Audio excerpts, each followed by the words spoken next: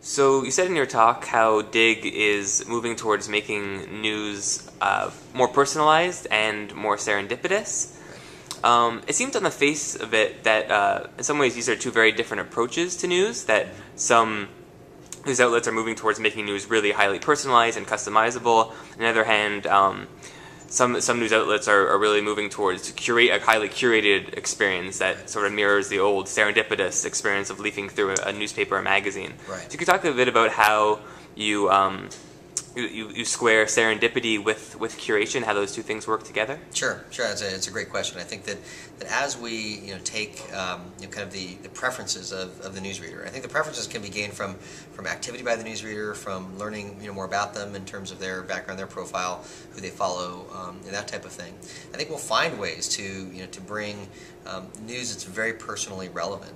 And as we look at the friends that are in their network, as we look at other articles that similar people to them might also be reading, I think we can also bring in a piece of serendipity, which is personalizing the experience based on what we know, but also bringing in some articles and news and conversation around it that might be tied to what other people are doing that have similar interests to you, that are like you in terms of their news reading activity. So that's how we think we're going to be able to kind of bridge both, and we think that both are very important to a daily news reader.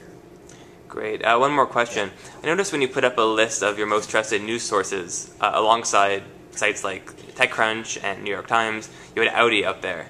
Can you talk a little bit about the role you see brands playing in curating news in the future? Sure. Well, I think it's what strikes a chord with me, right? I have for the past 5+ years have loved my Audi, been a huge fan of Audi, huge fan of Apple, huge fan of a number of Amazon, a number of major brands, and it's because of what those brands mean to me as a consumer, right?